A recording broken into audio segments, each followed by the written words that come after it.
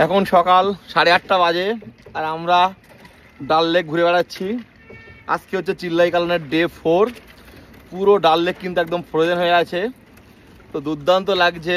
মানে চারিদিকে কুয়াশায় ভরা, আর এই সকালবেলা শিকারায় করে ঘুরে বেড়াতে একটা অন্যরকম অনুভূতি, মানে ভাষায় প্রকাশ করা সম্ভব না সেই অনুভূতিটা। তো এটাই বলবো যে ঠান্ডাকে উপেক্ষা করে আপনারা যদি একবার বেড়াতে পারেন তাহলে কিন্তু এর মজা অন্যরকম। যাই হোক, চারিদিকটা একবার আপনাদের দেখাই কেমন সুন্দর লাগছে। দেখুন পুরো ডাল লেক কিন্তু একদম ফ্রোজেন হয়ে আছে, কি দারুণ দেখুন। মানে এই সৌন্দর্য কিন্তু ভাষায় প্রকাশ করা সম্ভব নয়। আর একটু আগে উঠলে আমরা ফ্লোটিং মার্কেটের দিকে যেতে পারতাম, কিন্তু ফ্লোটিং মার্কেট বন্ধ হয়ে গেছে, ওটা 6টা 6:30টার দিকে হয়। তো অত সকালে ওঠা একটু অসম্ভব হয়ে গেছিল, সেই জন্য বিশেষ করে ঈশানীর জন্য। ঈশানী তো উঠতেই চায় না, ওকে জোর করে করে তুলতে হয়েছে। আরো 6টায় উঠতে হবে, তাহলে ইয়ে দেখতে পাবে, ফ্লোটিং মার্কেট দেখতে পাবে। আর এই দেখুন কি অবস্থা, দেখুন পুরো কাঁচের মতো একদম হয়ে আছে। দেখুন এই ওয়েদারে বসে বসে গরম গরম চা, কারণ এত সকালে তো আর চা আলাদা পাওয়া যায় না। না অসুবিধা নেই, হয়ে যাবে। नहीं नहीं आप पीजिए, मैं लेके आया आपके लिए भी।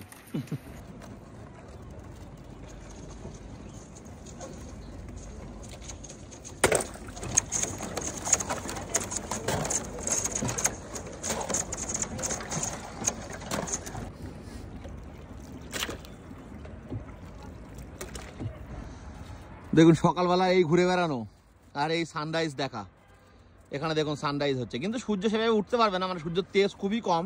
সকালবেলা হোটেলে শুয়ে না থেকে যখন আসবেন শীতের মধ্যে এরকম ফ্রোজেন ডাল লেক, যেহেতু চিল্লাই কালান চলছে, এরকম সকালবেলা উঠে 6টা 6:30টার সময় শিকারাওয়ালাকে আগের দিন বলে রাখবেন।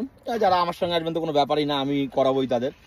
সকালবেলা উঠে আপনারা এই ফিলটা নিন, দুর্দান্ত ফিল, দুর্দান্ত। এই দেখুন এগুলো পুরো বরফে একদম সাদা হয়ে গেছে। এরা এই সময় এখানে এসে ভিড় জমায়। কি দুর্দান্ত কালার, হ্যাঁ ঠোঁটের কালারটা কি সুন্দর লাল দেখো। আর দেখুন এইগুলো পুরো সাদা হয়ে গেছে, হ্যাঁ একদম জমে আছে, সব বরফ ভাঙতে ভাঙতে আসছে, কি দারুণ লাগছে দেখুন। মিনা বাজারে 2-1টা দোকান খুলেছে, মানে এইদিকে একটা দোকান খুলেছে। এটা মিনা বাজার পার করছি আমরা। নেই আমি চাই পিয়া हमने। এই দেখুন কত রং বেরঙের পাখি। ডাল লেক একটা ছোটখাটো ভ্যাটল্যান্ড, কিন্তু হোক্সার ভ্যাটল্যান্ড বা আরো যে বড় বড় ভ্যাটল্যান্ড আমি আগে গেছি আপনারা জানেন, সেই সব জায়গায় কিন্তু এরকম পাখি এখন গেলে লাখো লাখো। একদম सब बर्फের উপর দাঁড়িয়ে আছে। হ্যাঁ बाहर से जो आता है वो ভ্যাটল্যান্ড में रहता है, हुक्सर में। দেখুন পুরো এই সাইডটাতে একদম পুরো আরো বেশি জমে আছে।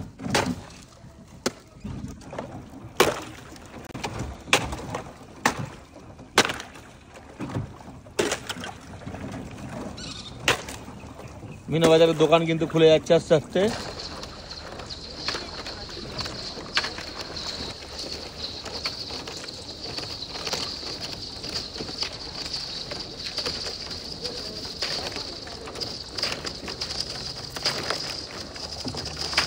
দেখুন কিভাবে বরফ ভাঙতে ভাঙতে আসতে হচ্ছে, কতটা কষ্টকর জীবন। হ্যাঁ যারা ডাল লেকের ওপরে থাকে তারা এইভাবে কিন্তু বাজারে যাওয়া না, অ্যাকচুয়ালি কোনো কাজের জন্য উপরে ওঠা, তাদের কিন্তু এইভাবে কষ্ট করে করে বরফ ভাঙতে ভাঙতে আসতে হচ্ছে। যত আরও দিন যাবে এই বরফ কিন্তু আরও জমবে।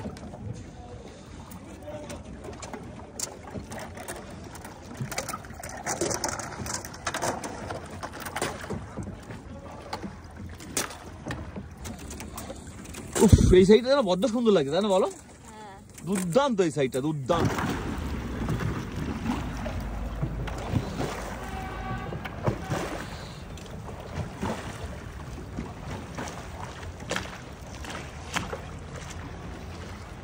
তো অনেকক্ষণ আমরা শিকারে চললাম, এবার আমরা যাবো আর পেহেলগাম, কারণ আজকে যত গেস্ট ছিল সব পেহেলগাম যাবে, আমাকেও যেতে হবে, কারণ এখন হোটেলের বিশাল প্রবলেম চলছে, জল জমার প্রবলেমটা বিশেষ করে।